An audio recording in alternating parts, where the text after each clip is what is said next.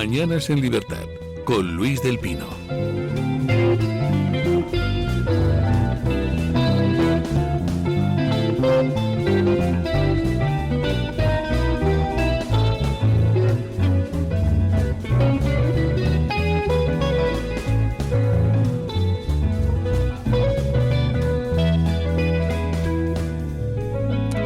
...8:30, 7:30 en las Islas Canarias. Y comenzamos nuestra tertulia de hoy. Hoy nos acompaña don Pablo Montesinos. ¿Qué tal está usted? Un placer, como siempre. Don Pablo Montesinos, malagueño de pro. Ya ha estado en Málaga esta Semana Santa.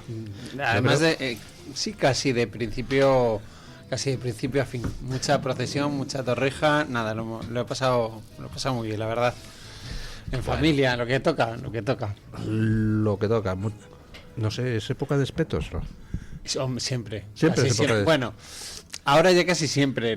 Mi padre diría que no, pero se puede tomar sardinas casi siempre. Yo he tomado espeto en Pedregalejo. Está en obras, está el paseo marítimo en obras, pero muy ricos. Bueno, estuvo toda España, junto con don Pablo Montesinos, viendo, lo que pasa es que los demás a través de la televisión, la procesión del Cristo de la Buena Muerte. ¡Qué maravilla! Me molesta mucho cuando hay gente que dice, no, con el tema de la Legión, del desembarco, después de, pues el acompañamiento al Cristo de Mena, dicen, no, se está convirtiendo en un espectáculo, tal. Yo sinceramente no lo veo así. Yo creo que hay en pocas ocasiones donde a las Fuerzas Armadas se le puede también agradecer su labor. Y creo que el Jueves Santo en Málaga es uno de esos momentos, ¿no? También, por cierto, la Legión acompaña al Cristo de la Buena Muerte en Ronda, que también es preciosa ese día. O sea, el de Málaga es el Cristo de Mena, no de la Buena Muerte. Bueno, es el mismo. Es el mismo. Sí, pero vale. Yo lo llamo Cristo de Mena. Sí. Vale. Pero que quiero decir que no solo ocurre en Málaga capital, que por ejemplo también en Ronda acompaña a los legionarios ese día, en Antequera creo que es el miércoles. Es decir, a mí me parece, porque he escuchado algunas, me han mandado algunos mensajes en redes sociales, no, habéis convertido eso en un espectáculo, se ha perdido un poco del respeto por el Jueves Santo. Yo no lo veo así, quiero decir, creo que es una forma también de agradecer a las Fuerzas Armadas, porque se hacen muchos vivas a la Legión, se les reconoce el trabajo y creo que no pasa nada, quiero decir, está bien, pues es un día en el que se acompañan a las imágenes de Cristo, de la Virgen en ese Jueves Santo. Yo creo que se hace con mucho respeto, pero que también está ese momento de aplaudir a la Legión, darle las gracias, y a mí se pone el vello, se nos pone a todos el pelo de los vellos del brazo de punta. Bueno, don Julio Ariza, ¿qué tal está usted? O sea, con su canal dando exclusivas, seguro. No, poniendo artículo 14, un artículo 14. Bueno, eso está muy bien. Por eso. Hay que leer el artículo 14. Buenos La Semana días. Santa es formidable, hombre. ¿Dónde ha pasado usted la Semana Santa? Pues muy cerca de aquí. Pero muy a gusto, la verdad. Bueno, yo también la he pasado aquí. ¿Les parece a ustedes que vayamos con la próxima serie de Netflix, El rescate del aviador americano, ¿no? Porque la verdad es que el asunto es de película. Sí, ¿No le parece a usted que ha sido una cosa impresionante?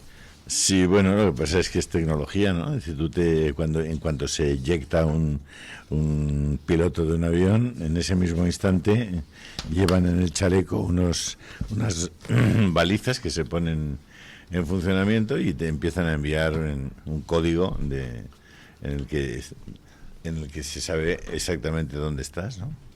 Y lo narra muy bien OK Diario en una especie de sucesión de cómo ha sido exactamente el asunto. Y por cierto, hay un dato que es muy importante y muy interesante, y es que allí quien ha ayudado ha sido Israel de nuevo. Es decir, ha sido dos comandos especializados de militares israelitas que han estado ahí dentro de esa misión, y han sido probablemente los que mejor conocen ese terreno, ¿no? Los israelitas conocen muy bien el terreno, cosa que los americanos no. Es un espectáculo, la verdad. Isaac, muy buenos días. Un momento, que no tiene usted abierto el micrófono. ¿Ahora? Hola, buenos días. Ahora sí, perfecto. ¿Qué tal están? Bien, ¿dónde pasó usted la Semana Santa? ¿En las tierras valencianas? No, aquí. Aquí en Madrid. En Madrid. Bueno. ¿Qué les ha parecido a ustedes, don Isaac, don Pablo, este espectacular rescate del militar americano? Bueno, vamos a ver, a mí me ha parecido de película, como bien lo apuntabas, y también es la constatación de que una guerra es indiscutible, que conlleva sus riesgos, ¿no? Que aquí parecía que en un primer momento Estados Unidos iba a desembarcar, bueno, en cualquier contienda, ¿no? Pero también el de Irán, y que va a ser rápido tal, bueno, pues tiene sus contratiempos y a la prueba nos remitimos. Ahora, es verdad que han conseguido algo que a priori parece extraordinariamente complicado, ¿no? Estás en un país enemigo, en una contienda bélica abierta, y logras rescatar a ese compatriota, ¿no? Y es verdad que eso, bueno, para enarbolar la bandera norteamericana, compactar a los suyos, pues yo creo que ayuda, ¿no? Yo creo que estamos ante unas horas decisivas. Es verdad que Donald Trump pues dice una cosa y la contraria. En las últimas horas hemos visto, como ha dicho, estamos ante 48 horas decisivas. Si no Irán toma decisiones, pues puede haber un aumento de la presión bélica hacia el país. Luego, en otra entrevista, dijo que él cree que a lo largo del día de hoy se podría llegar incluso a un acuerdo con el régimen. Vamos a ver en qué queda todo esto, ¿no? Yo espero que, digo ya a medio plazo, a mí no me gustaría que al final, con la implicación de Estados Unidos, con lo que está ocurriendo, con la de Israel, etcétera, etcétera, al final lo que vaya a pasar en Irán es que todo se quede más o menos como está, en el sentido de que no haya un aperturismo, no haya más libertad, no haya más democracia, ¿no? Es decir, por supuesto espero que cese las bombas, que sí, eso está claro, ¿no? Pero que esto lleve consigo aparejado al menos un aperturismo del régimen, ¿no? No que al final quede todo como está. Bueno, yo creo que estamos viviendo a veces una guerra como si fuera un videojuego, ¿no? Y aquí estamos hablando de muertes de muchas personas, de muchas personas inocentes. Estamos hablando de mucha sangre, estamos hablando de mucha destrucción. Y por tanto yo creo que tenemos que hacer una aproximación a ese asunto un poco menos virtual, ¿no? Y la que tenemos en este momento es bastante virtual. La guerra es un desastre. Entonces, no perdamos por lo menos esa sensibilidad. Luego pasaremos a analizar causas y consecuencias, pero la guerra es un desastre y la guerra hay que evitarla a toda costa. Es decir, yo creo que cambiaron a toda costa. Hay que tratar de evitarla a toda costa. O hay que evitarla, si se puede, haciendo todos los esfuerzos para que... Yo creo que las cosas han cambiado mucho desde que en la guerra iban los comandantes en jefe. O sea, cuando el jefe del Estado, el jefe de la nación, iba al frente de sus huestes a entrar en combate directo con sus espadas y sus lanzas con el ejército enemigo, la cosa cambiaba bastante. Ahora, claro, los que van son otros. Y por tanto, pues puedes mirarte la cosa con una perspectiva diferente. A mí, la sensación que yo tengo es que Trump va a cumplir sus pronósticos, o va a cumplir sus amenazas, y que mañana por la noche vamos a tener una operación de destrucción masiva, sobre todo de plantas de generación eléctrica y de desalinizadoras. ¿Usted no cree que hoy Irán va a recular a última hora? Me sorprendería muchísimo. Me sorprendería mucho que reculara. ¿Qué le ha parecido a usted el rescate y qué piensa usted que va a pasar antes de que venza el ultimátum de Trump? Que parece que las negociaciones van a contrarreloj, pero... Bueno, el rescate me parece, como se ha comentado, pues casi de película, ya saldrá, supongo. Pero yo coincido con Julio en que las guerras evidentemente hay que evitarlas a toda costa. El problema que tenemos con Trump, en mi opinión, es que desde el punto de vista de su propia proyección pública, pues juega un equívoco, yo creo que deliberado, pero que genera una incertidumbre absoluta con respecto a qué va a pasar en el futuro. Yo creo que demorar el ultimátum me parece un signo de debilidad, y sobre todo me parece una invitación a que las consecuencias que se van arrostrando de este conflicto que comenzó el 28 de febrero vayan escalando. Y me remito a una información, si me permite, don Luis, que se ha publicado hoy en Voz Populi. Repsol tiene ahora mismo... Un momento, no, esa información Eso es un spoiler, ¿no? que es importantísima y de la que Ya he hablado. y de la que ya he hablado en Perdón, no lo he las escuchado noticias. porque venía- La tratamos a partir de las 9. Vaya, estupendo. Consecuencias para España de la Pero actitud de Pedro Sánchez. más allá de eso, yo creo que la intemperancia de Trump ahora mismo necesita, yo creo que un punto de equilibrio dentro de la administración, que además está experimentando, como todos sabemos, unas fisuras absolutamente indisimulables. Es que hay que tener en cuenta una cosa, que da la sensación de que el presidente de los Estados Unidos no está tomando decisiones pensando en que en 6 meses tiene una prueba absolutamente vital desde el punto de vista electoral. Que Yo son creo las que elecciones está pensando en que las ya no elecciones va a volver a presentarse. de medio mandato. Es posible. Y también es otro dato. Yo también estoy con don Julio Claro. en ese análisis, que puede ir por ahí el asunto. Pues yo al contrario veo que el ultimátum que vencía hoy lunes, hora americana, y que se ha pasado a mañana, martes, hora americana, yo creo que el hecho de que se retrase 24 horas, lejos de indicar que Estados Unidos está débil o que no tiene claro qué hacer con Irán, lo que indica es todo lo contrario. Es decir, que en estos momentos hay negociaciones a través de Turquía, de Egipto y de Pakistán, Sí. esas están confirmadas ya hasta por los de Al Jazeera, y que si le da 24 horas más es porque le dicen a alguno de los mediadores que esté, quizá Steve Witkoff, que le ha mandado como emisario para hablar con los iraníes en Islamabad, etcétera, o quizá J.D. Vance, que también está negociando por teléfono. Alguno le ha dicho que hacían falta 24 horas más. Si tú quieres retrasar las cosas, dices, pues vale, como hay negociaciones, lo dejo para dentro de un mes, el ultimátum. No, ha dado 24 horas más. Para mí eso indica Bueno, que vamos a ver. creen que puede haber un acuerdo de última hora, ¿no? Bueno, en realidad no eran 24, eran 10 días. Y lo que pasa es que acaban los 10 días. Pero Es decir, acaban 2 días hoy antes lunes. de los 10 días, no, mañana. No, acababan hoy lunes y lo ha Hasta atrasado, miércoles. 24 horas, o algo más de 24 Sí, un horas poquito más. porque la hora tal. Correcto. Sí, entonces a mí eso lo que me indica Bueno. es que el acuerdo puede estar cerca. Y de Ojalá. hecho, en el estrecho de Hormuz están empezando a pasar cada vez más barcos en estos últimos días, lo cual parece un gesto por parte de Irán de, bueno, venga, dejo pasar unos cuantos, no sé, yo no lo... yo creo que se va a alcanzar un acuerdo. ¿Sí? Sí. Pues a mí me alegrará mucho equivocarme. Pero usted es escéptico al respecto. Sí. Sí, la verdad es que sí. La verdad es que sí. De Yo creo- todos modos, los saudíes, los emiratíes, toda la peña de esa zona le han dicho a Trump que acabe con ellos, que liquide ese asunto, que no se pare.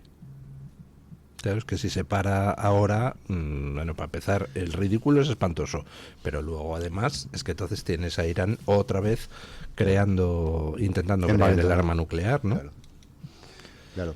No sé. Y financiando a Hezbollah y Hamases y compañía. Sí. Ahora, yo creo que ahí falta, Ese dato, ¿no?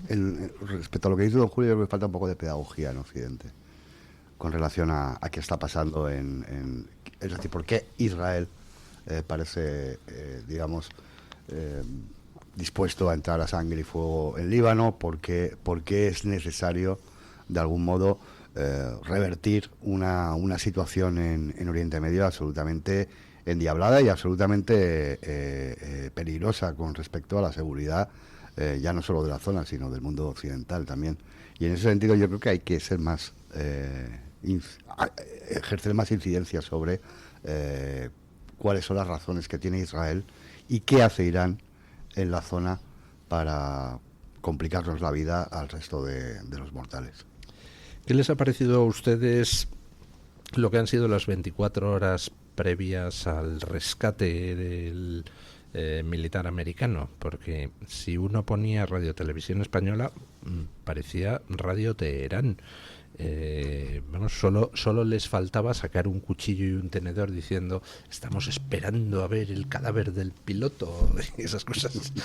Yo, de Pero verdad, ¿cómo ve usted soy radio- malo, ¿cómo puede pero usted ver disfruto Radio Televisión viendo. española? ¿Qué le está pasando? De vez en cuando uno... Pero usted sabe lo que es eso. Ya, sí, lo sé, pero de vez en cuando uno entra en un bar y tienen puesto televisión española. Que eso decir, sí, pero no, ahora con los torrents nos lo vemos, lo miramos a ver. sí. Pero es que no se puede ver televisión española, es decir, es el antiperiodismo. Es un house organ que llamaban antes. Pero esta vez no era solo de prensa del gobierno de Sánchez. Pero esta vez no era solo con el tema de lo del aviador americano, no era solo televisión española, es que casi todas las cadenas te veías a todos los opinadores progres que estaban deseando que Irán se hiciera con el piloto americano y que lo pudiera utilizar para chantajear a Trump y esas cosas. Perdóneles porque no saben lo que hacen ni lo que dicen. No, pero si yo perdonarles, les perdono, pero me estoy echando unas risas viendo la cara que se les ha quedado. ¿Qué quiere que le diga? Como Narváez dice mi general, cuando en el lecho de muerte, dice, ¿ha perdonado usted a sus enemigos? Dice, ¿perdonarles? Si se los he matado a todos. Era un poco... En fin, en todo caso, yo estoy con Julio en que no veo claro cuál es el resultado de lo que va a pasar. Entre otras cosas porque Donald, hacíamos una reflexión general que yo comparto y es: Estados Unidos tiene la capacidad de retirarse sin haber concretado, materializado la que en teoría era una de las razones para intervenir, que era, oye, algo, que el régimen se abra algo, es decir, porque lo que está demostrando el régimen en estos momentos es que tiene una capacidad de resistencia absoluta. Quien preveía que la gente se iba a lanzar a las calles, iba a haber, bueno, pues un movimiento interno también contra el régimen, pues, si está ocurriendo... Está haciendo ejecuciones masivas el régimen, ¿eh? Bueno, pues... Pero masivas, o sea, está ahorcando y fusilando a gente, a destajo, o sea, cosa que, claro... El régimen del terror, pero sí, quiero sí, decir... Pero claro, pero al final lo que esto demuestra es que la capacidad de la calle también de responder entonces es muy limitada. Muy limitada. Lo que vimos hace unas semanas, unos meses, de la ciudadanía protestando, que incluso vimos a las chicas, a las mujeres, ¿no?, que se quitaban el velo en forma de protesta. Miles de muertos. Pero eso no lo estamos viendo ahora mismo, o claro, también es la capacidad que tenemos desde Occidente de observar qué es lo que está pasando allí también es muy reducido, ¿no? ¿Qué quiero decir con esto?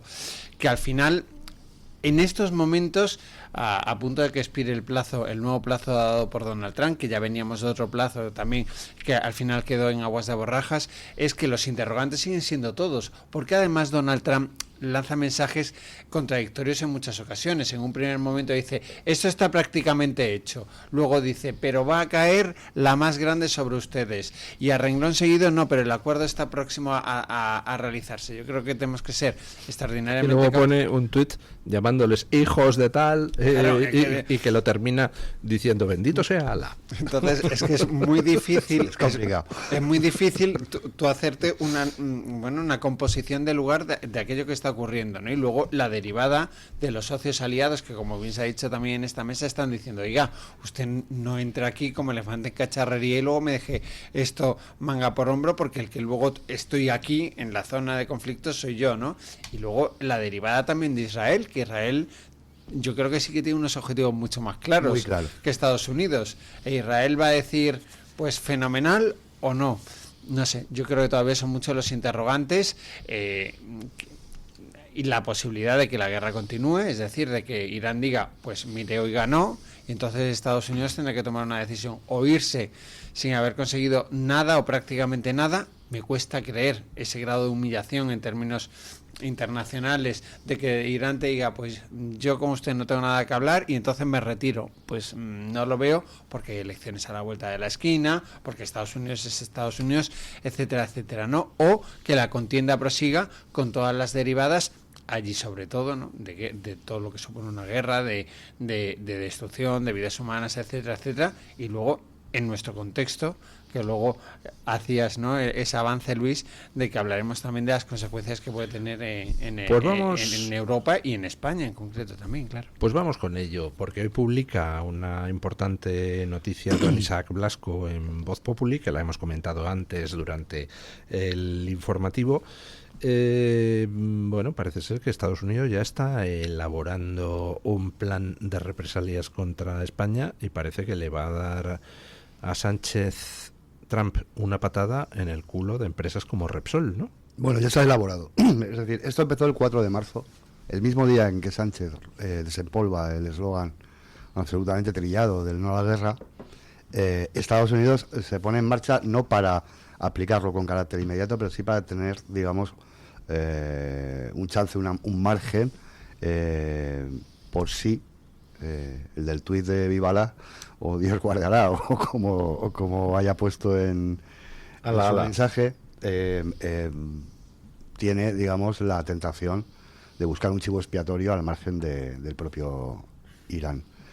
Entonces, las primeras medidas que se toman, que se han venido publicando en mi periódico, son advertir de una manera absolutamente formal, porque no hay capacidad o margen por parte de Estados Unidos de influir en eso, a las empresas americanas con el negocio en España, por ejemplo, pues empresas distribuidoras muy importantes que están haciendo grandes inversiones en sitios como, por ejemplo, la provincia de Zaragoza, etcétera, me refiero a Amazon, para advertirles de que España ya no es un socio fiable desde el punto de vista de las alianzas políticas y del tradicional alineamiento de España en el eje atlántico. Esa es la primera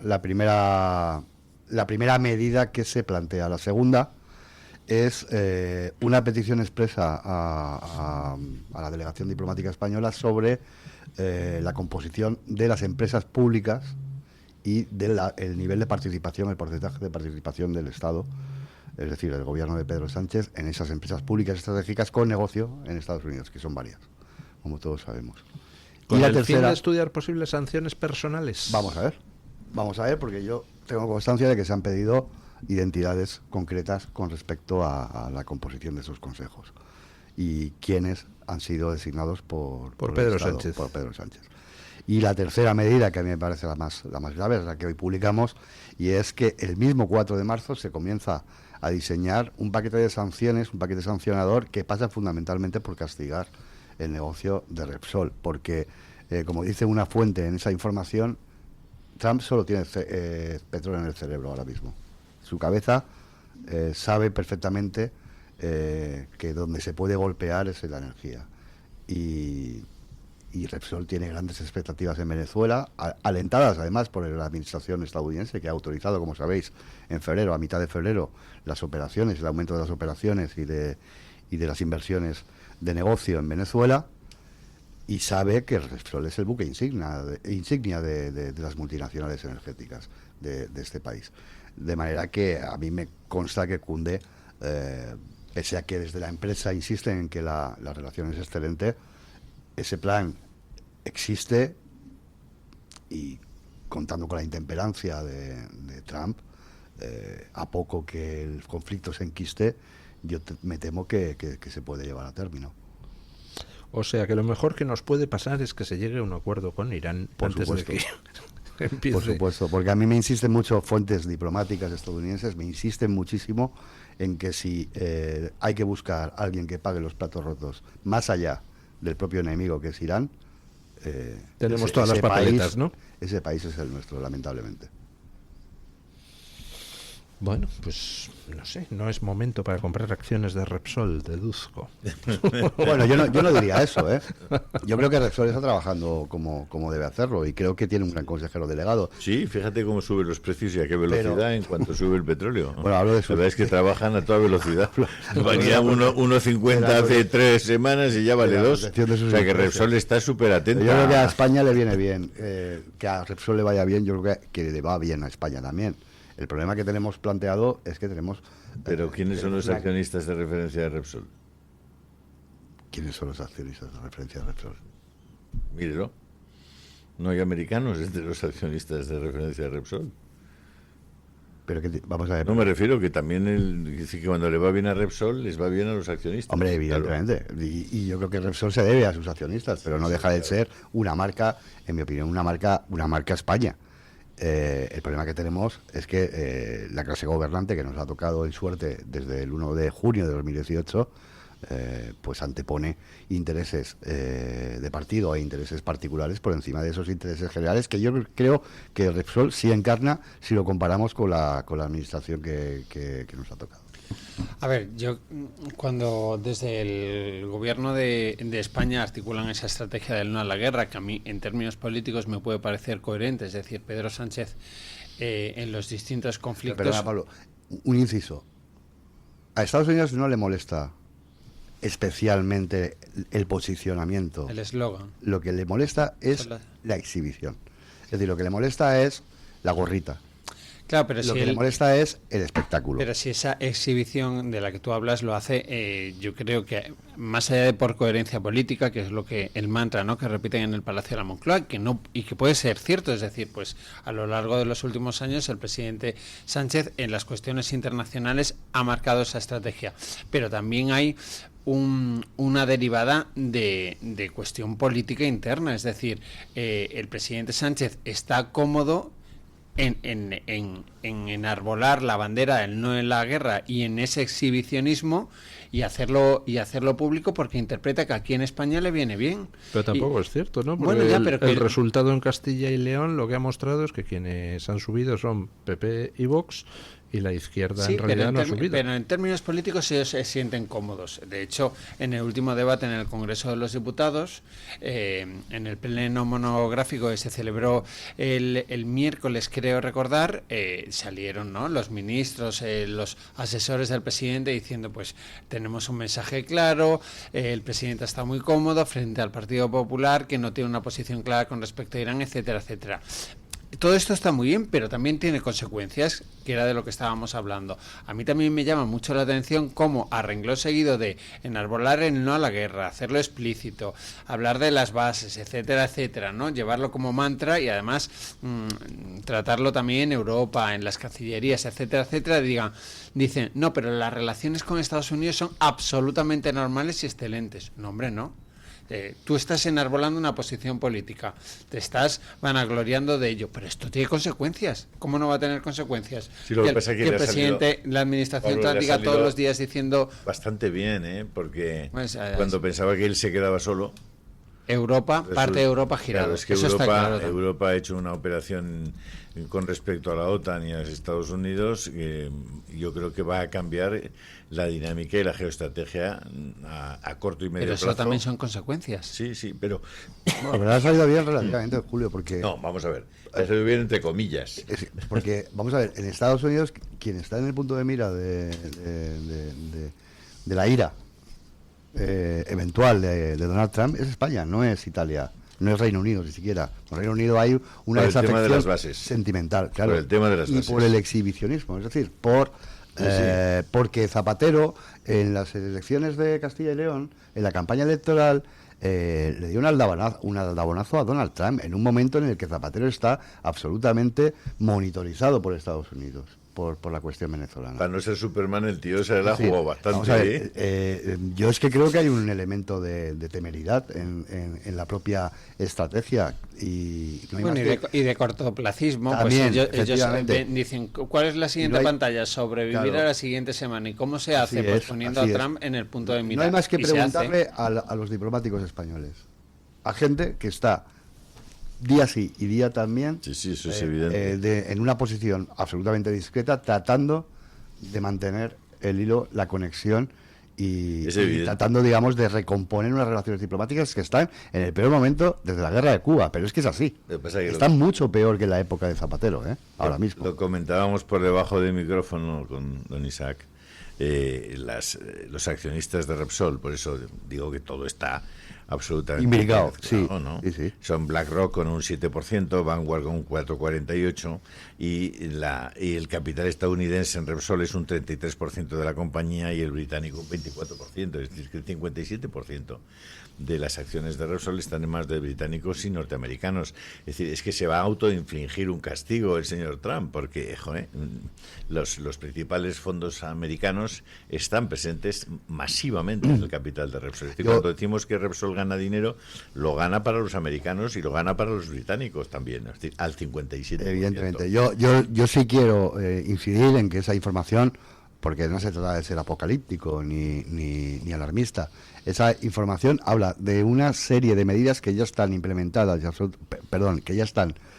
diseñadas, pero que no han sido implementadas y que no tienen por qué ser implementadas. Pero yo sé, Porque hay un plan. Sí. No solo que hay un plan, sino que Trump ya es sabedor de que ese plan ha sido preparado por su administración, porque ha mantenido al menos una reunión en la que ha visto este asunto. Aparte de que Trump se ha reunido con él personalmente, Sí. con Yoshua Yonimaz Sí. y con los responsables de Repsol, es decir, que les conoce muy bien porque les ha tratado muy bien en Venezuela. Bueno, el 17 de febrero, si no recuerdo mal, fue cuando Estados Unidos autorizó junto a otras petroleras, otras energéticas, a Repsol a incrementar su inversión en Venezuela. Y es que Repsol además tiene inversiones muy importantes a 3 años vista en Estados Unidos de nada menos que 10.000 millones de euros.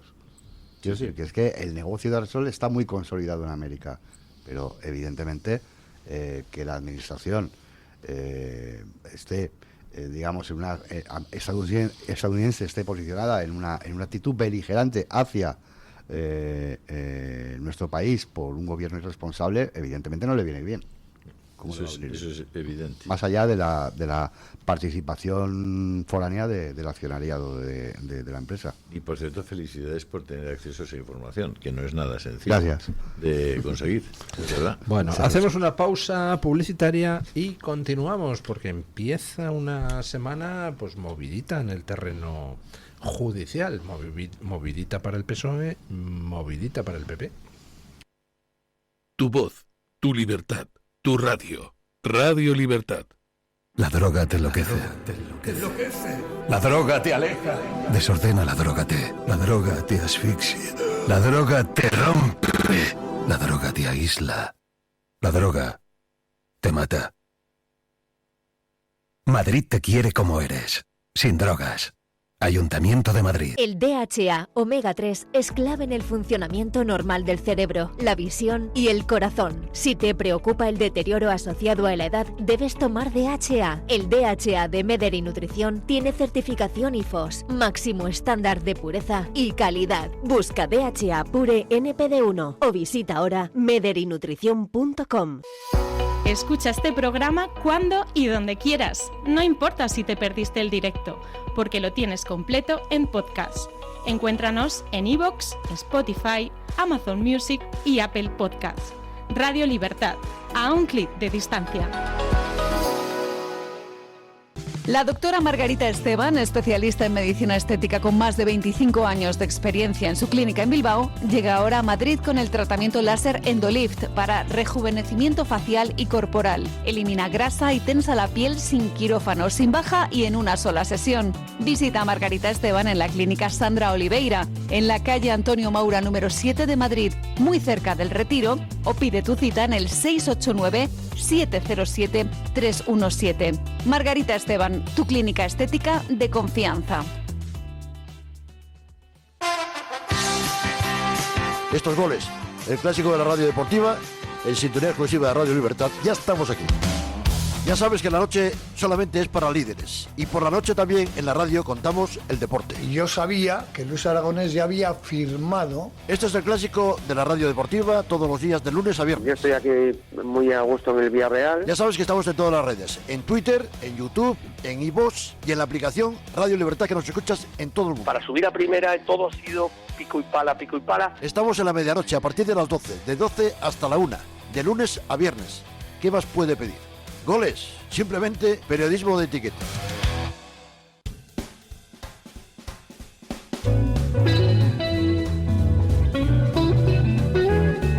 Mañanas en Libertad, con Luis del Pino.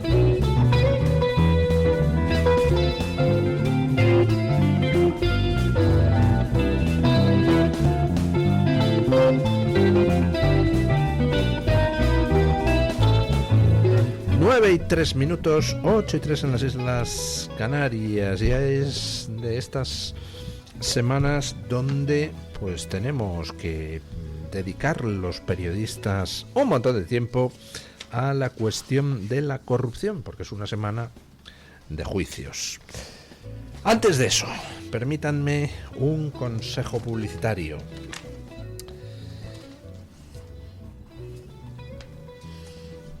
Ya saben ustedes que El Quijote no es solo un libro, sino un torbellino de locura, de humor, de aventuras, y un torbellino que nunca pasa de moda.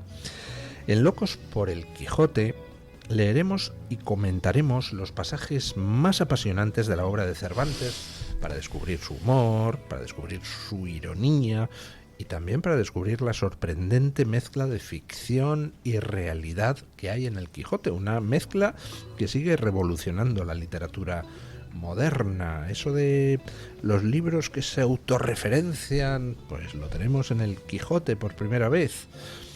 Todos los miércoles del 15 de abril al 20 de mayo a las 7:30 de la tarde tendremos el ciclo Locos por el Quijote. Pueden ustedes asistir de forma presencial u online, y para inscribirse pues no tienen más que llamar al 91-616-2464, 91-616-2464 o escribir a clubdeamigos@clubdeamigos.org. Atrévase a cabalgar con nosotros hacia la primera novela moderna. Bueno, y estamos con actualidad judicial. Empieza hoy el juicio de la Kitchen, que va a ser un tanto esperpéntico, y empieza mañana el primero de los juicios de la corrupción del gobierno de Sánchez, con Ábalos y con Koldo. ¿Qué les parece a ustedes el asunto? Bueno, pues sí, tras la Semana Santa ponemos el foco en el viacrucis judicial, en dos sedes judiciales distintas. Si no me equivoco, la Kitchen es en la Audiencia Nacional, y el caso Ábalos-Koldo se dirime en el Supremo. Bueno, había que echar la mirada atrás para recordar el caso Kitchen y todas las derivadas, ¿no? Lo primero, a mí me llama mucho la atención lo que tarda, es decir, estamos hablando de más de 10 años, ¿no? Que al final es mucho tiempo, de la moción de censura de Pedro Sánchez en la que salió Mariano Rajoy, de ese congreso extraordinario y de la batalla caínita que hubo entre quienes eran su mano derecha en partido y gobierno, Soraya Sáez de Santamaría y María Dolores de Cospedal, y es que ya se nos olvida, pero en ese momento que Alberto Núñez Feijóo decidió no dar el paso en ese congreso extraordinario del PP, de todo aquello ha pasado tanto tiempo que había que refrescar. De hecho, hoy lo contamos en artículo 14, que algunos dirigentes del PP maliciaban que solo queda una persona de todo aquello en el comité de dirección actual de Feijóo, que es Javier Arenas. Siempre. Que hoy ocupa... Javier Arenas sigue siendo presidente de las Juventudes del partido. Casi como dicen quienes malician en el Partido Popular, el joven Javier Arenas, ¿no? que siempre ha estado ahí. Joven Arenas. Fijaos que en el organigrama del comité de dirección del PP están los vicesecretarios, los portavoces, etcétera, pero Javier Arenas no es portavoz de la Cámara Alta, está en la dirección del Senado, pero es la única persona que Alberto Núñez Feijóo le ha reservado asiento sin estar como en la estructura orgánica de máximo poder, ¿no? Maliciaban, insisto, algunos dirigentes del PP al respecto. Sobre Kitchen, pese a la tardanza, hombre, yo creo que el tema es tremendo, ¿no? Porque aquí lo que se está investigando en esta cuestión concreta de la Audiencia Nacional es si cuando Luis Bárcenas cambia de estrategia y señala al entonces presidente Mariano Rajoy sobre la financiación B del Partido Popular, los famosos sobresueldos opacos, se monta una operación parapolicial en paralelo para intentar robarle la documentación al que era el tesorero de la formación. Bueno, vamos a ver en qué va. A mí me parece una operación esperpéntica, con un cura que aparecía por ahí, Villarejo. Es esperpéntica, Luis, pero a mí, quiero decir, de Rajoy, que yo le puedo reconocer determinadas decisiones en lo económico, etcétera, en otras muchas cosas yo no estoy de acuerdo con lo que hizo, ¿no? Yo creo que, bueno, todo lo que pasó en Cataluña, a mí cuando hablo de Rajoy todavía recuerdo el barco ese con los patos o lo que tenía ahí, es que me pongo de los nervios, ¿no? Pero creo que está bien saber qué es lo que ocurrió y que paguen si tienen que pagar, por muy esperpéntico que sea, a mí que se monte una operación parapolicial con fondos del Estado para robar a un tesorero me parece tremendo, de locos. Y luego es verdad que al día siguiente, el martes, y concluyo ya, esta vez en el Supremo están Ábalos, etcétera, etcétera. Yo, de lo que dice el Partido Popular, una cosa sí me parece razonable, ¿no? El PP dice, oiga, no es atribuible la Kitchen a Feijóo en tanto en cuanto Filesa no es atribuible a Pedro Sánchez. Correcto, a Sánchez sí es atribuible que José Luis Ábalos era su mano derecha hasta hace 2 días, Santos Terrán era su mano izquierda hasta hace 2 días. No estoy de acuerdo al 100% con esa apreciación, porque nadie relacionado con el PSOE de la época de Filesa es exhibido por el PSOE en los mítines, pero Feijóo sí que exhibe a Rajoy en los mítines, luego entonces está asumiendo lo que Rajoy hiciera en su día, ¿no? Pero la época de Filesa, perdóname... Pero me parece interesante, puede ser que eso... La época de Filesa no era la de Felipe González. Por eso... El que exhibe a Felipe González es Feijóo. No, pero tiene razón en algo.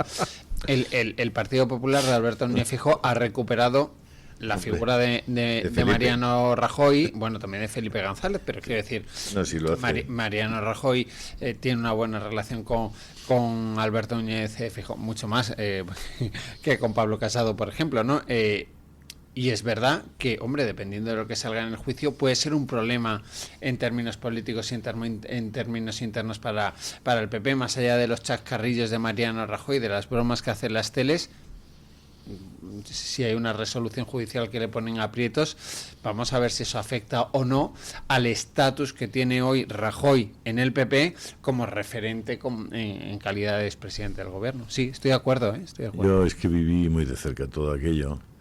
Y a mí lo que me sorprendió fue la falta de dignidad, la cobardía enorme de muchos políticos que no asumieron que había determinadas prácticas en España, en los grandes partidos, que estaban casi institucionalizadas. Los sobresueldos estaban prácticamente institucionalizados. Y no solamente en el Partido Popular. Y todos negaron los sobresueldos. Todos que en privado te aceptaban que por supuesto que había sobresueldos, que eran 10.000 euros cada mes o 15.000 el secretario general o tal, llegaban en público y los negaban. Hasta el propio Aznar negó que le habían pagado un piso en la calle La Gasca al principio de su mandato, pues de aquella manera. Es decir, lo que hacía Bárcenas estaba en pleno conocimiento del presidente del partido. Las recaudaciones que hacía Bárcenas entre los empresarios y en virtud también de determinadas operaciones urbanísticas o de construcción o de concesiones eran de conocimiento del presidente del partido. ¿O pensáis que no las conocía el presidente del partido? Lo que hacía Álvaro Lapuerta o lo que hacía Luis Bárcenas. Hombre, yo creo que hay las mismas probabilidades de que el presidente del partido conociera lo que hacían esos dos que Sánchez conociera lo que hacían Ábalos y Cerdán, ¿no? Exactamente las mismas. Exactamente las mismas. De todos modos, yo coincido con don Pablo. Es decir, evidentemente Feijóo no es responsable de aquella corrupción. En cambio, Sánchez es plenamente responsable de la corrupción de Ábalos, de Koldo, bueno, y de toda la panda que hay alrededor. Y no hemos hablado de Salvadorilla todavía, porque hay mascarillas por aquí, pero ¿y las mascarillas de allí? Los 1.500 millones de allí eran mascarillas. Eran mascarillas y servían para menos cosas. Sí. Es decir, que es todo, es muy esperpéntico. El tema de Kitchen es muy esperpéntico. Y claro, nos vamos a encontrar con una situación. El día 23 de abril comparece Mariano Rajoy como testigo en el juicio. ¿Qué va a decir Jorge Fernández Díaz? ¿Qué va a decir? ¿O Paco Martínez? ¿Qué van a decir? ¿Que Rajoy lo sabía o que no lo sabía? Paco Martínez ya empezó a colaborar, de hecho, y rompió la estrategia del exministro del Interior. Claro, es que esa es la gran pregunta. ¿Y qué pasa si imaginemos que Jorge Fernández Díaz, cuyo valor se desconoce por el momento, también dice, hombre, sí, yo informé al presidente, tal, sí, presidente, porque pensar que Jorge Fernández Díaz hacía algo sin que lo supiera el presidente es como pensar que Pedro Sánchez no sabía lo que hacía Ábalos. Entonces, ¿qué puede pasar? Pues puede haber alguna sorpresa en esta historia. Pasa es una sorpresa 10 años después. Es que no tiene sentido alguno. Sí, pero por la vía de Luis, y estoy incluso autocorrigiéndome en alguna de las cosas que hemos escrito ya en el periódico, porque hay una derivada que sí puede afectar a la actual dirección, más allá del chascarrillo de Javier Arenas, que es que Mariano Rajoy es un activo político para el PP. Hoy sube a los mítines, va a las manifestaciones, etcétera, etcétera, etcétera.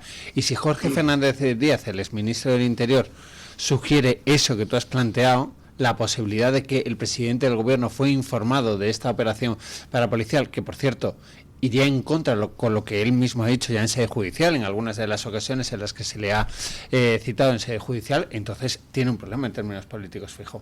Más allá políticos y quizá penales.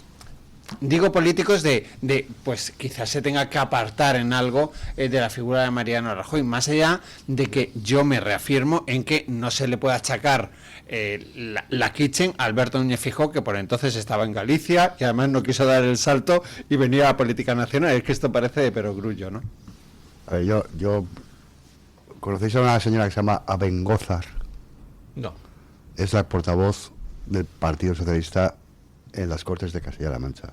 El otro día dio una rueda de prensa en Toledo diciéndole al Partido Popular si sabía lo que se le avecinaba a partir de hoy con la causa de la Kitchen. Lo está diciendo alguien que representa a un partido que tiene 7 causas judiciales. Una de ellas comienza mañana con el desfile de 50 personas, de 50 testigos. Tiene en el banquillo a quien era el lugarteniente principal de Pedro Sánchez y el artífice principal de que Pedro Sánchez sea hoy presidente del gobierno después de que tutelara el proceso de primarias de 2017 y la negociación de la moción de censura.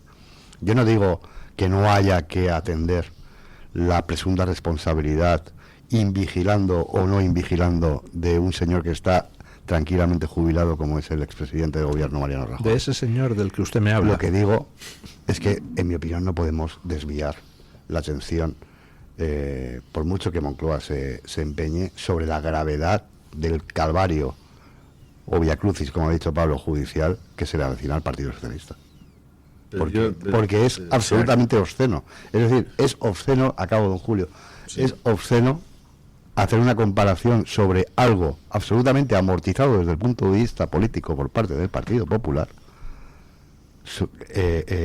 hacer esa comparación con elementos y con dirigentes que están en plena actividad política, o llámalo como quieras. O sea, es que todo esto le costó el gobierno al Partido Pues Popular. Ya lo amortizó. Tienes toda la razón. Ya lo amortizó políticamente. Pues dimita usted Sánchez y dimita todo su gobierno y empezamos a hablar de qué parecidos o qué diferencias hay entre las dos causas. Completamente de acuerdo. Sánchez no va a dimitir. Es más, Sánchez tiene todas las posibilidades de que todos los periódicos de la derecha y de la izquierda, salvo Voz Populi y Artículo 14, le atribuyan la misma importancia desde el punto de vista periodístico a un caso y a otro. Esa es la realidad. Y lo vamos a ver estos días. Es decir, no seremos nosotros los que nos fijemos en la Kitchen. Nosotros no vamos a... Es más, estoy seguro... Toda la razón en el calvario judicial de Pedro Sánchez. A mi juicio, es con su hemeroteca en la mano, tendría que haber puesto su cargo a disposición a lo del presidente del gobierno y convocar a los españoles a las urnas. No No me cabe la menor duda. Que ha tenido encarcelados a dos secretarios de la primero a Ábalos y después a su sucesor, a Cerdán. Eso es indiscutible. Ahora, y quiero además que se investigue hasta el final. Yo creo que Sánchez tendría que haber dimitido.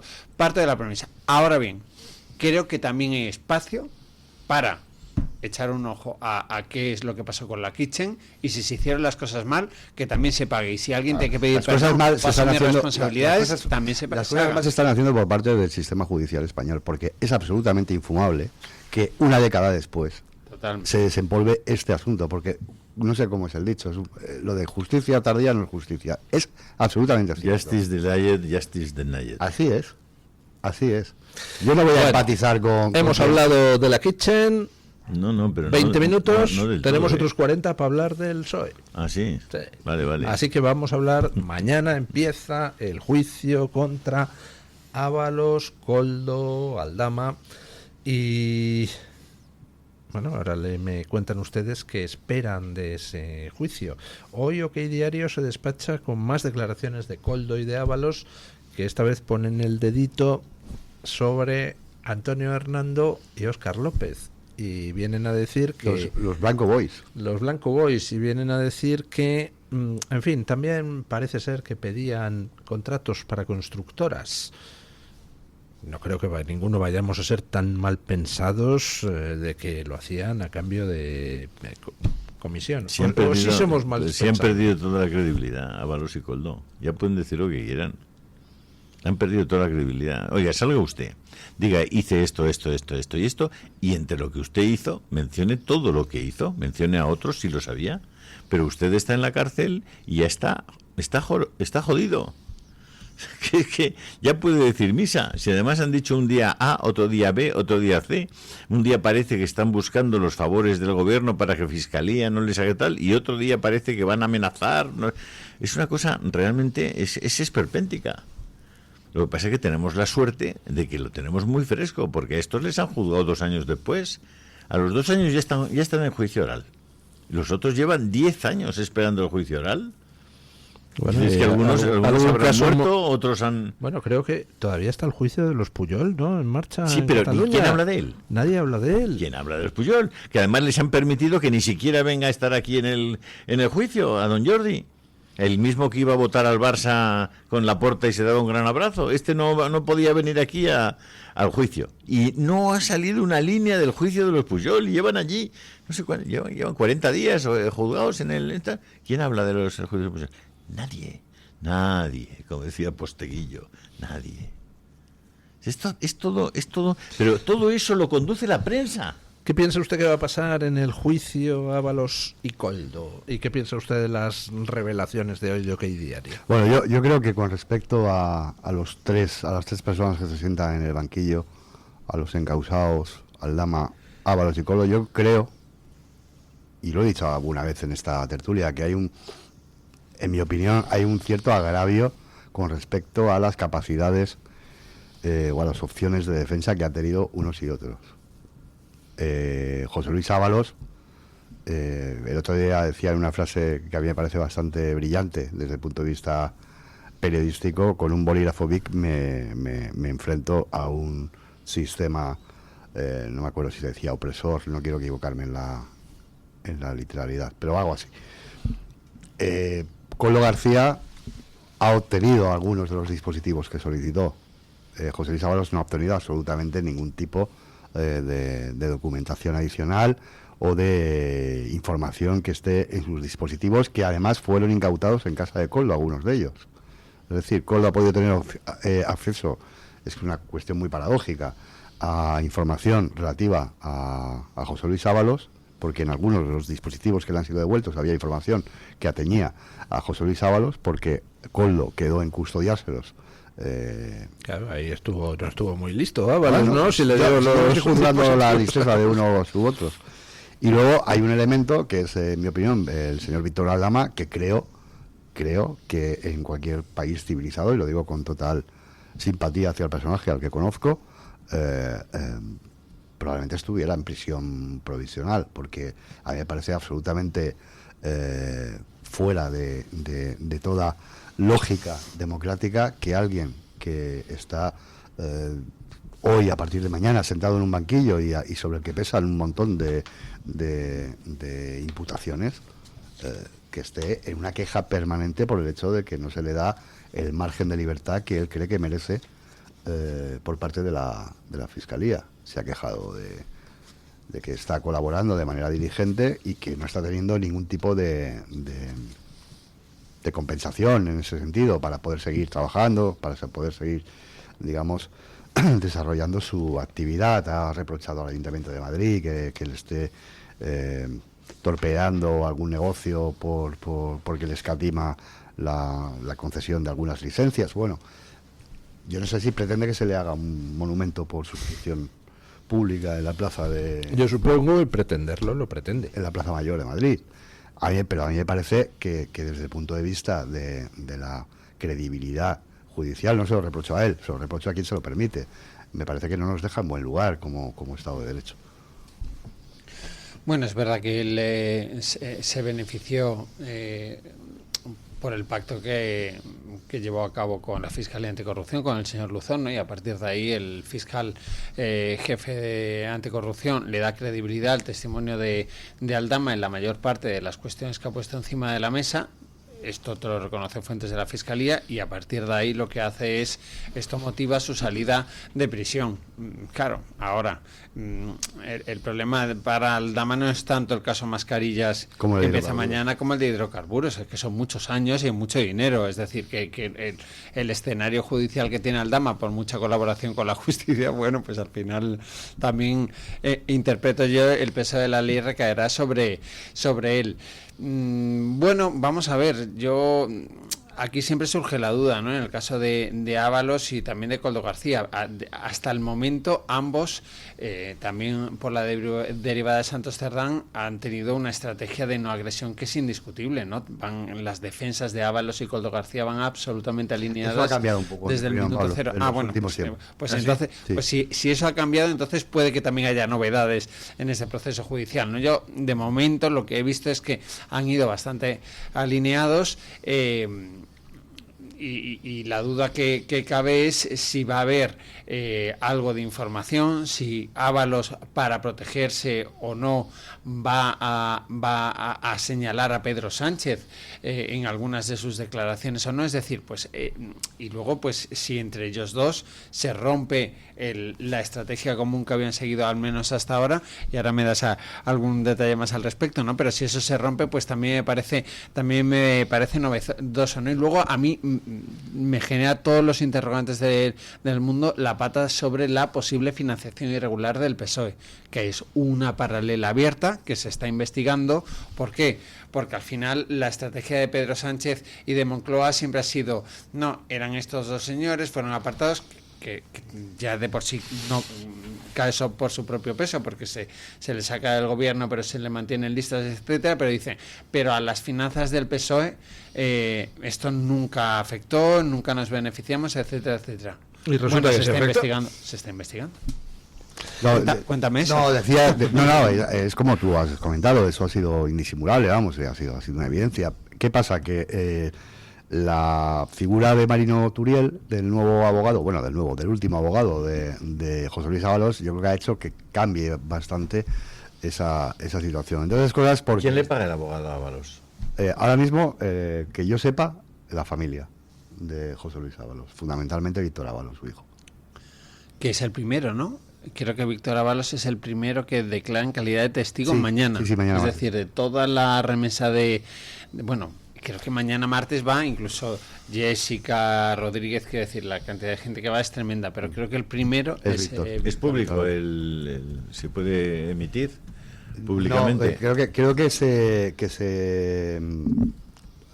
decidió no pincharlo por vídeo, por circuito de... Sí, luego las grabaciones llegan a toro pasado.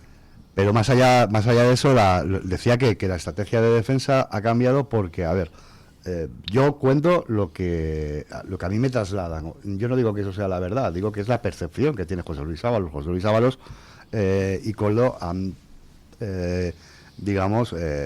visto ciertamente deteriorada su relación personal en estos meses de prisión, porque yo tengo la impresión de que Ábalos piensa que Koldo ha sido menos leal de lo que ha venido diciendo, y tiene también mucho que ver con el hecho de que yo creo que Marino Turiel le ha abierto los ojos con relación a que la defensa de Koldo no tiene por qué ser la mejor defensa para él. A mí me han llegado a trasladar la idea de que por primera vez José Luis Ábalos tiene la sensación de que cuenta con un abogado que defiende los intereses de su cliente, es decir, de él, y no los propios. ¿Por qué va a declarar el hijo de Ábalos? Porque podría negarse a declarar, dado que un hijo puede negarse a declarar contra su padre. Si va a declarar, está obligado a decir verdad como testigo. Yo creo que Víctor Ábalos va a declarar porque él figura como aludido en un informe de la UCO que dedica nada menos que 14 páginas, donde se insinúa o donde se apunta a un comportamiento relacionado con un cierto grado de complicidad con las actividades presuntamente delictivas de su padre, y él está en pleno desacuerdo y cree que puede... La UCO decía que había habido transferencias de Koldo a Víctor Ábalos, ¿no? Creo recordar. Sí, en uno de los informes. O de la cooperativa de Coldo a Víctor uno de los Ábalos. informes de la. Pero luego, en el caso de Víctor Ábalos, corregidme si me equivoco, es verdad que no está imputado. Él declara como testigo y, de hecho, la Fiscalía Anticorrupción y el magistrado nunca, a priori, de momento, no han dado señales en ese sentido. Pero en los informes de la UCO, de los mensajes de Koldo García, sí se deriva. Que él estaría implicado en determinados como pagos. De hecho, se habla como de unas cantidades. Sí, luego Aldama también ha alimentado un poco la supuesta participación, digamos, de Víctor Ábalos en calidad de presunto testaferro de su padre, con una serie de operaciones de cobro de dinero simulando que venía de Colombia cuando no era así, etcétera. Bueno, es una cuestión compleja. Yo, las conversaciones que he tenido con Víctor Ábalos, yo sé que ha pedido periciales en Colombia para acreditar que no tiene absolutamente ningún tipo de negocio opaco que tenga que ver con la trama en la que supuestamente estaba integrado su padre, pero bueno, la justicia dirá. Si va, yo estoy convencido de que no se va a dejar nada en el tintero y que va a responder absolutamente a todo lo que se le pregunte. Hacemos una pausa publicitaria y nos vamos a hablar de vueltas al escenario. Tu voz, tu libertad, tu radio. Radio Libertad. La doctora Iradier, especialista del Instituto de Microcirugía Ocular, IMO, Grupo Miranza en Madrid, utiliza el tratamiento más eficaz para la enfermedad del ojo seco con la nueva tecnología de luz pulsada óptima IPL. Con centenares de pacientes tratados y excelentes resultados, la doctora Iradier es referente en España de esta innovación oftalmológica. Doctora Iradier en IMO, Grupo Miranza. Teléfono 910-783-783. Calle Valle de Pinares Llanos 3, Mirasierra, Madrid. ¿Sabes todo lo que el magnesio puede hacer por ti? Es vital para tu energía, tus músculos y tu bienestar. Con solo 2 litros de agua mineral Sierra Cazorla obtienes hasta el 30% del magnesio que necesitas cada día. Y además es muy baja en sodio, perfecta para cuidar tu salud. Agua mineral Sierra Cazorla, rica en magnesio, baja en sodio, rica en vida. Si sufres de artrosis de manos, los guantes de Relax Quantic Nanotech con su masaje, vibración y calor mejorarán tu calidad de vida. Eficacia demostrada en ensayo clínico. Recuerda, si tienes artrosis de manos, guantes Quantic Nanotech. Y para las personas que lo tienen localizado en la rodilla, la rodillera de Mejorando tu Vida, que utiliza ondas de radiofrecuencia. Os cambiará la vida, al igual que el cinturón para aliviar el dolor de la zona dorsal y lumbar, gracias a una combinación de láser dual, infrarrojos, calor local y masaje por vibración. Recuerda, llámanos al 900-730-122 y si llamas ahora, solo para los oyentes de Radio Libertad, gratis un tensiómetro que habla. 900-730-122.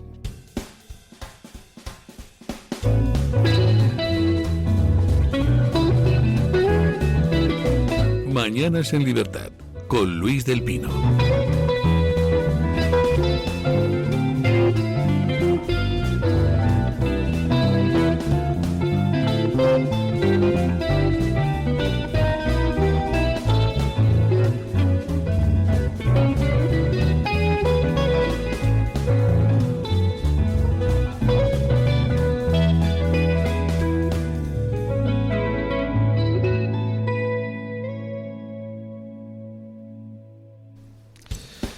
Bueno, ayer volví a Morante, al ruedo.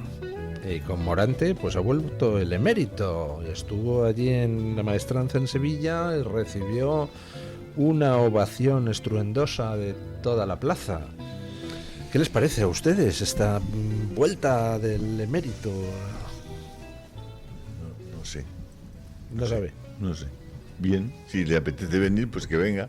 Bueno, viene a su país. ¿No? Yo creo que no pasa ¿Ha nada. recordado ¿No? usted el chiste? ¿Eh? ¿Qué opina de que los curas se casen? Y dice, si se quieren. Bueno, ¿qué le parece a usted lo del emérito? pues me parece un signo de normalidad que tenía que haber llegado antes, más allá de las regatas de San Censo. Y yo creo que ayer, pues el público, que siempre es soberano, aprobó la moción, ¿no? Es decir, le tributaron una ovación que yo creo que da cuenta, pues, de que lo que más piensa allá, la gente, ¿no? claro, más allá de los errores que haya podido cometer don Juan Carlos, el cariño de los españoles lo tiene. Además son días en los que se entiende perfectamente eso. Acuérdese de Barrabás. Yo no veo, de todas maneras, todavía un gesto de normalidad o unas circunstancias de normalidad. La prueba es que prácticamente se retransmitió en directo la llegada, su acceso al hotel, la plaza de toros, el gesto. Es decir, la normalidad no impera en lo que significa el día a día del rey don Juan Carlos. Esto no es así. ¿Por qué? Porque el rey Juan Carlos no vive en España, porque su salida fue como fue, porque la animadversión del gobierno, la animadversión de la parte de Podemos, del gobierno. Sí, esa fue la palanca que echó de España a don Juan Carlos. Ya se dirá algún día con toda claridad, pero es que fue tal cual. Con la connivencia de Zarzuela. Hombre, en todo caso, que tuvo la que... connivencia, yo no sé si llamarlo connivencia, pero que el foco se ponga sistemáticamente, perdona que te haya interrumpido, Pablo, pero que se ponga sistemáticamente el foco sobre el jefe del Estado, cuando todos sabemos que Pablo Iglesias fue el que maniobró de manera absolutamente indisimulada para provocar una suerte de, en su imaginario, exilio forzoso de don Juan Carlos. Sí, Pablo Iglesias es el que está financiado por Irán, su televisión, y su señora es la que se va a quedar con Rufián, con la izquierda. No entiendo lo que me está usted pues diciendo. Es muy fácil. Es como si, yo qué sé, dicen, no, es que ha maniobrado un primo tercero que en realidad está encerrado en no sé dónde y un poco para allá, para hacerle a Luis del Pino no sé qué.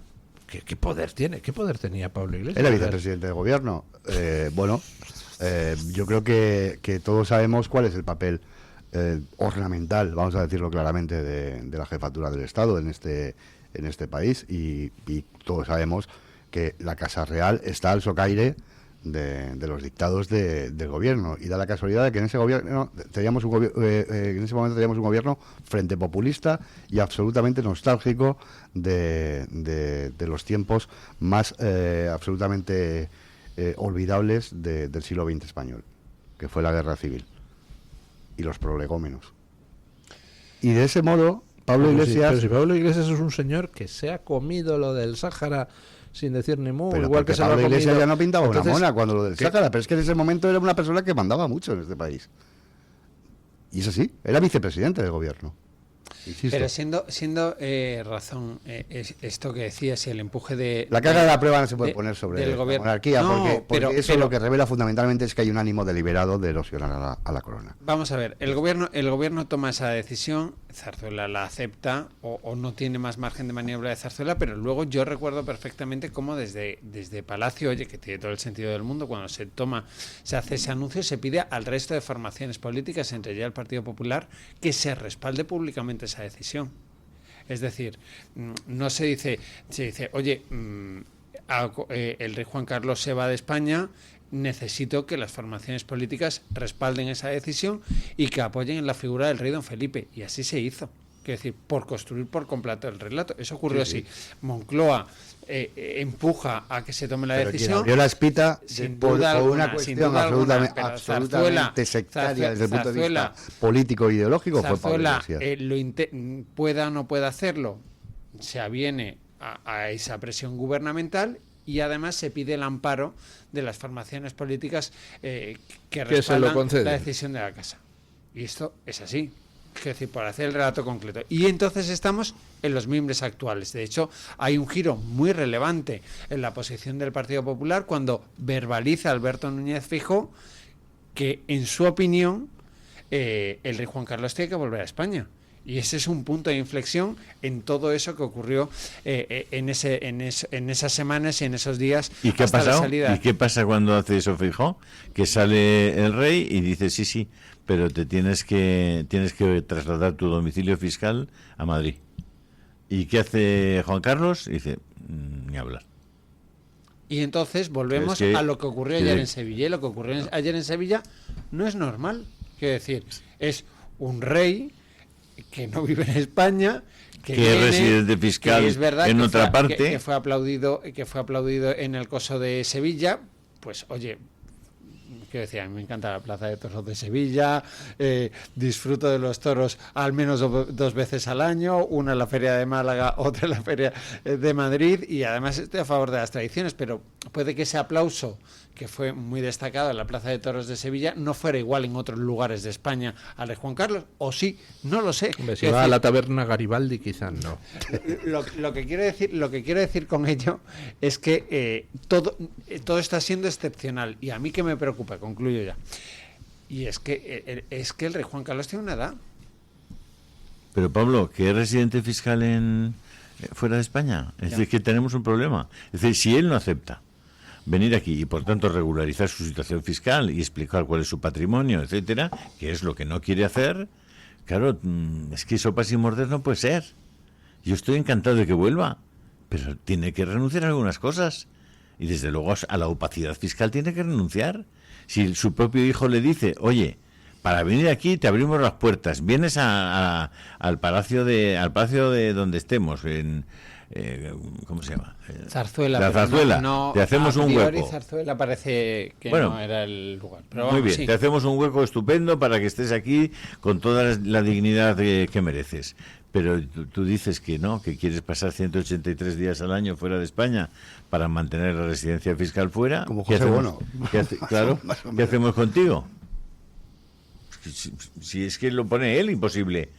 Si dice, no, me he equivocado, y coge toda la pasta, dice, tengo todo esto, declaro, tal, no sé cuántos, pero igual no quiere, Estoy de ¿no? acuerdo. No sé, yo no de verdad que no es una posición antimonárquica ni pero anti-Juan Carlos, todo lo contrario, es él el que no puede venir. Sin ganas de polemizar, no veo normalidad en nada de lo que ocurre con respecto al rey Juan Carlos, es decir, creo que sí, que se puede normalizar que venga, que tenga visitas, pero es que ni siquiera ese intento de que pues vaya a Sanjenjo cuando considere, que vaya a Sevilla donde le dé la gana, porque al final tiene libertad absoluta de movimiento, eso no es normal, porque incluso ayer, que se le trató con deferencia, etcétera, etcétera, estamos hablando de quien fue jefe de Estado, rey, porque es rey, y tú le ves que no tiene que no se le da ni el rango que se le debería de reconocer. Pero es que él mismo ha renunciado a él, Pablo, es que ¿por qué ha renunciado a él? Ha renunciado a él marchándose de aquí y haciéndose residente fiscal fuera de España. ¿Cómo puedes representar a los españoles si tú eres el primero que te abstraes de... Pero acaba de poner un ejemplo don Isaac que yo creo que es muy ilustrativo. José Bono es residente fiscal en República Dominicana, donde vive la mitad del año, y eso no le impide pasearse por España como le da la gana. Como le da la gana, no, con escoltas del Estado. Encima con escoltas del Estado. Bueno, pues ¿por qué no puede el rey emérito pasearse por España donde le dé la gana, independientemente de donde tenga el si puede hacerlo, si lo hace. Entonces, ¿a qué viene la contestación de la Casa Real diciendo, pero si quiere venir tiene que... Oiga, no, si quiere venir como rey emérito y estar residiendo en un palacio oficial con la dignidad de ser el rey emérito. No. ¿Por qué? ¿Por qué no? No, pues porque no es residente fiscal. Si se lo ha dicho, le han dicho, hombre, sí, pero chico, simplemente declara lo que tienes, como cualquier español. ¿O en eso no quiere ser español? Pues si en eso no quiere ser español, la duda. Pero la pregunta es, ¿y por qué José Bono? Bueno, no tiene aquí ningún privilegio de ningún tipo. Como esté un día más aquí que allí... Pero no tiene escoltas, ha dicho usted. Sí, eso a mí me parece fatal. Le ponen escoltas a Bono todavía, 20 años después. Quería comentar, el privilegio con respecto a Bono no se lo hubiera... no se lo otorga el Estado español, se lo quería conferir la propia República Dominicana, porque... No sé si lo sabéis, eso se ha publicado. Abinader, el presidente dominicano, o sus asesores, o el Ministerio de Asuntos Exteriores, no sé qué instancia de aquella administración, valoró seriamente la posibilidad de abrir un consulado en Albacete de la República Dominicana. Prometo que es cierto, para nombrar evidentemente a Bono y poder beneficiarse así de una serie de privilegios fiscales regulatorios con relación a la República Dominicana, donde el régimen es muchísimo más laxo que en España. 183 días y, oye, y tan ricamente. Sí, es legal, es perfectamente legal y correctísimo. Pero claro, si eres el rey emérito y quieres volver a España como rey emérito, tienes que aceptar las reglas del juego, Luis. O sea, que estamos con una serie de golpistas indultados participando en la política catalana, pero el rey emérito tiene que respetar escrupulosamente las reglas del juego. Veo que no va a ser posible. Veo que no va a ser posible el entendimiento. Si tú crees que vamos, yo a Puigdemont no es que no lo traería aquí, lo llevaría a Finlandia. Hablo de Junqueras. Y Junqueras igual. Está aquí, a mí no me lo cuentes. Sí. Entonces resulta que somos un país donde toda la escoria es normalizada, sí, pero el propio rey emérito hijo tiene que estar... Porque su propio hijo le ha dicho que no. Bueno, pues no, eso habría que preguntarle al hijo, ¿por qué le dice usted a su padre? Pues no? eso es otra cosa. Si el rey de España toma esa decisión, ¿yo qué voy a hacer? Pues yo estoy con Julio. Y evidentemente otros muchos hacen cosas mal y vamos, quiero decir, lo de Puigdemont es que eso va a ser una de las grandes, a mi juicio, vergüenzas nacionales cuando este señor pise un pie en España y no haya pagado por los delitos cometidos y no vaya no al cuartelillo de la Guardia Civil y después a prisión, vía, por supuesto, también a los tribunales de justicia, sino a la humillación a la justicia española. Quiero decir, es que esa imagen va a ser terrorífica. Esa imagen va a ser, a mi juicio, otros dicen, no, la normalización política en Cataluña, lo que usted quiera, ¿me entiende? Lo que usted quiera. Yo, si cometo un delito, a mí, bueno, me detiene, me lleva a los tribunales. Es que aceptar. En España puede vivir alguien como Pedro Sánchez y el emérito no. Es el Estado de Derecho, choca. pero creo que la corona tiene un plus de responsabilidad y de ejemplaridad. Yo me lo creo, es que yo me creo la institución, yo me creo la corona, yo me creo que el rey don Felipe está representando algo que es primordial, que es elevarse de ese partidismo, de esa sociedad partidista, de intereses, de tal. Él está un paso por encima y nos tiene que representar. Oye, se puede equivocar, pero nos tiene que representar y nos representa a todos. Y es verdad que no casa con que el rey Juan Carlos vuelva, se le reconozca, que yo se lo reconozco todo lo que ha hecho por la historia de España, porque hay que reconocérselo y desclasificaron los papeles del 23F y parecía que aquí iba a haber un terremoto de proporciones inimaginables y que la figura iba a caer por los suelos, y al revés, el rey Juan Carlos fue prácticamente elevado a los altares, y eso ocurrió hace 3 días, y puede que de ahí también esos aplausos en las últimas horas de la maestranza, pero él tiene un problema, y el problema es el dinero.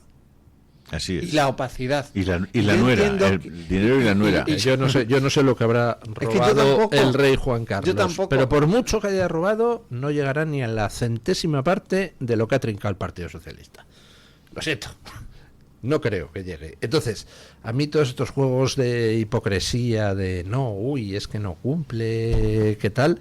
Pero por el amor de Dios, el rey Juan Carlos ha estado haciendo servicios a España, incluso en aquello donde parece que ha trincado, que eran comisiones, por ejemplo, el AVE a la Meca, estaba haciendo cosas para que empresas españolas se llevaran negocio allí, mientras que aquí lo que tenemos ahora es una panda de desgarramantas que se dedican a robar hasta el agua de los jarrones, y encima no para hacer ningún bien a España, sino todo lo contrario, siempre al servicio de los enemigos de España. Entonces yo creo que una cosa son las formalidades, podemos analizar formalmente los temas, lo que queramos, y decir debe volver, no debe volver, pero más allá de las formalidades estamos profundamente enfermos.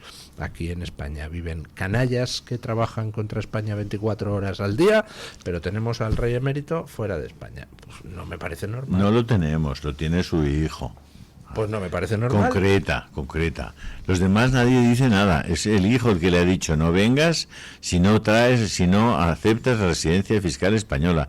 Nosotros los aquí presentes no nos manifestamos. Si el rey le dice a su padre que no venga si no se pone la residencia fiscal aquí, ¿qué vamos a decir nosotros, pobres súbditos? Tiene usted razón, no nos podemos meter en cuestiones familiares, hombre. Claro.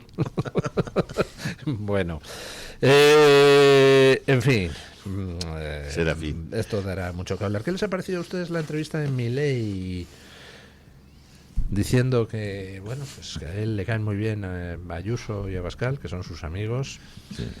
Que de Cayetana Álvarez de Toledo tiene la peor de las opiniones porque se dedicó a insultarle y a difamarle y a... Claro, si alguien te insulta, te difama... Sí, no se suele tener buena opinión, ¿no? Sí, no te suele caer bien.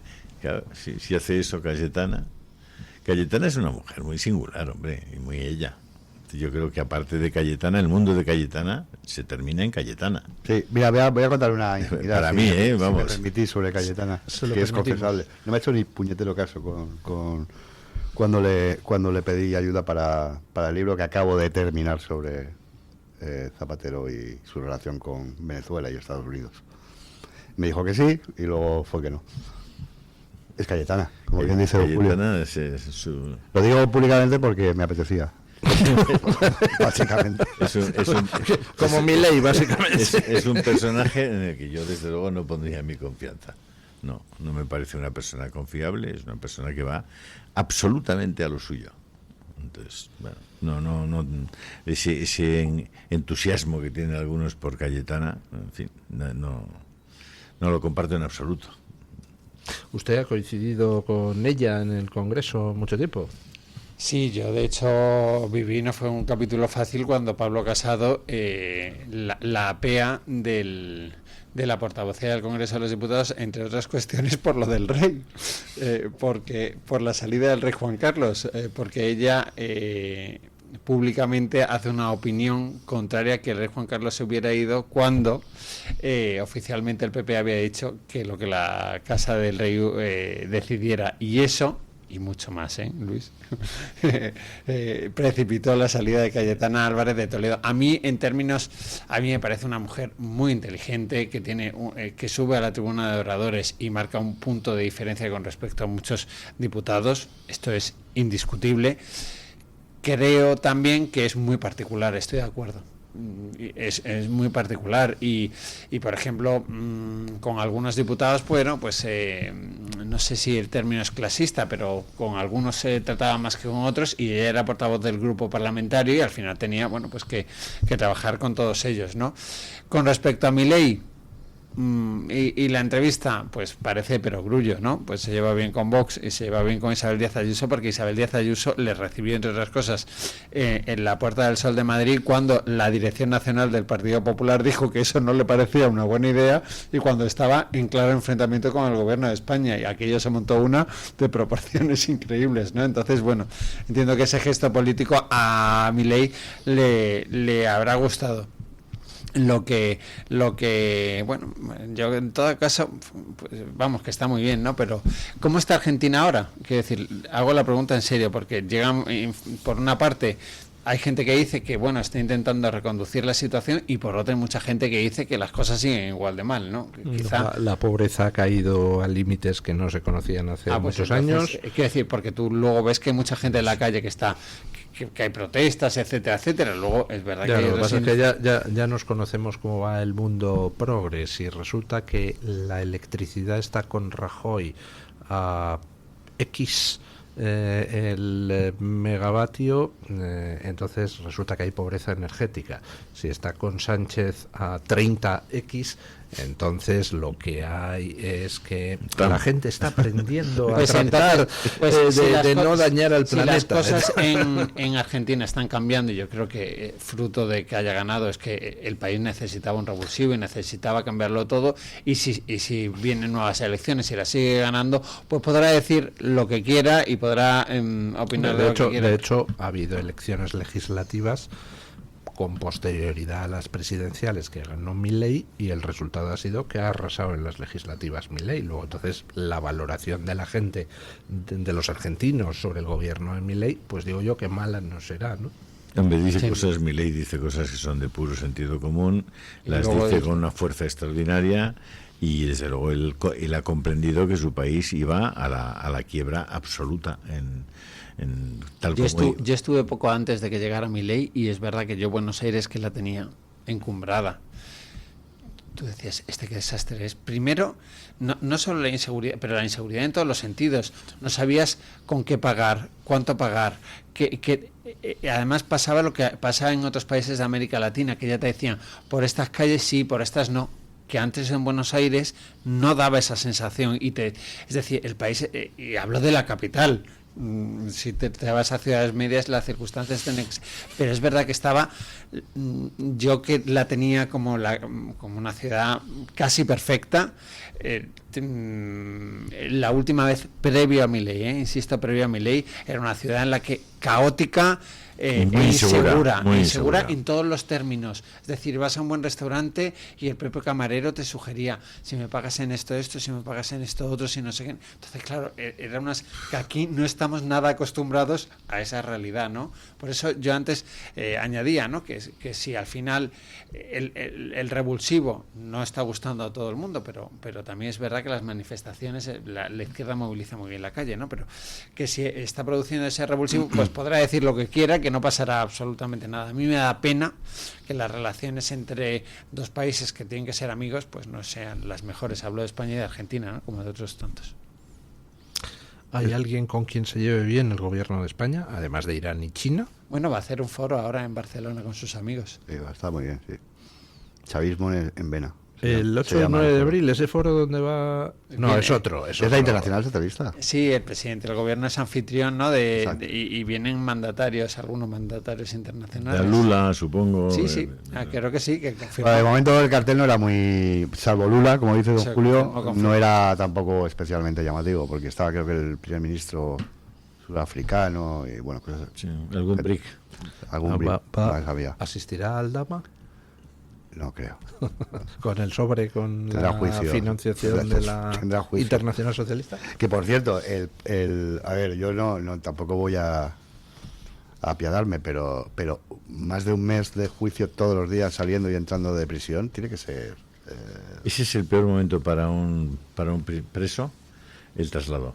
Los traslados a mí me lo han explicado muchas veces, lo que más temen, porque son conducidos por la Guardia Civil en una especie de furgón que tiene unas celdillas, prácticamente que entras si eres un poco ancho de hombros entras mal, te ponen prácticamente, estás a 20 centímetros de una pared de hierro con una pequeña abertura y rodeote otras 3 paredes de hierro, sentado sobre un banco de hierro con las esposas puestas, y obviamente cada vez que el coche se mueve y tal, pues te vas golpeando con las paredes, y sobre todo una sensación enorme de claustrofobia y de humillación terrible. Esos traslados son lo más temido por los presos. De hecho, ellos sufren muchísimo. Pues es diario, ¿no? Es diario, claro. Es terrible, y además, tengo entendido, don Julio me corregirá, que como, digamos, son salidas de no solo ellos, sino de otras personas que tienen que comparecer judicialmente, la vuelta a prisión es tardísimo, porque hasta que no recogen a todos los que tienen que devolver a prisión, no. Eso es. A mí me parece un matahombres absoluto. Bueno, no tiene, es una condena plus que no tiene desde mi punto de vista ningún sentido, y que los protocolos sean tan estrictos y tan cerrados, a mí tampoco me parece que tenga ningún sentido. O sea, no veo por qué tienen que trasladar de la misma manera a un tío que es un criminal que acaba de matar a 7 con un hacha, que a un señor que, bueno, pues chico, llévalo normalmente en un furgón, llévalo esposado, pero no le sometas a ese. Pero las cosas son así, esos son los reglamentos que hay y se aplican.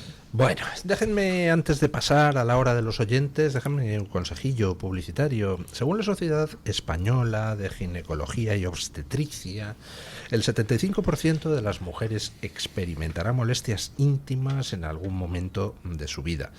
Si ya has sentido molestias, debes entender que en el cuidado de tu sistema urinario la verdadera inteligencia está en apostar por el mantenimiento del equilibrio natural con los hábitos y la nutrición adecuados.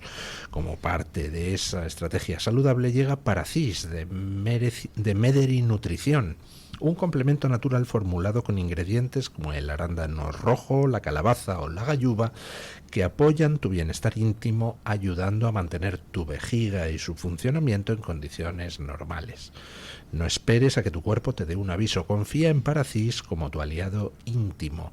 Encuéntranos en mederinutrición.com o consulta en tu farmacia o tu parafarmacia de confianza. Paracis es de Mederi Nutrición. Y aquí vienen nuestros compañeros, más concretamente el cumpleañero, don Eric Gutiérrez, 28 añitos, que tiene la criatura ya. Efectivamente, Luis, es mi cumpleaños. Muchas felicidades. Viene con la opinión de los oyentes. Parece que estás cabreado, hombre. No, es que viene Semana Santa, yo le entiendo, quiero decir, viene descanso, tal, no sé cuántos. Bueno, cuando uno viaja a su casa por Semana Santa, Navidades, el descanso no es tanto, ¿eh? Y cuando tiene un sobrino de 3 años, menos, pero sí. Dentro de lo que cabe se ha descansado y les agradezco las felicitaciones. También a los oyentes, que algunos lo han puesto, me han escrito en Twitter y demás. Don Luis, les traigo la pregunta de los oyentes, que eso sí que es lo importante, porque le preguntaba a Don Luis esta mañana, ¿cree que Irán aceptará un acuerdo antes de que el martes venza el ultimátum de Trump? Dábamos 4 opciones: sí, no lo sé o no me importa. Sé que han comentado bastante este tema en la tertulia, pero si quieren dar una última respuesta a esta encuesta. Don Luis cree que sí, que van a Yo creo aceptar. que se llegará a un acuerdo, sí. ¿Don Julio? Yo creo que no. Don Pablo, tengo mis dudas, sí. que no. No lo sé, ¿no? No lo sé, sí.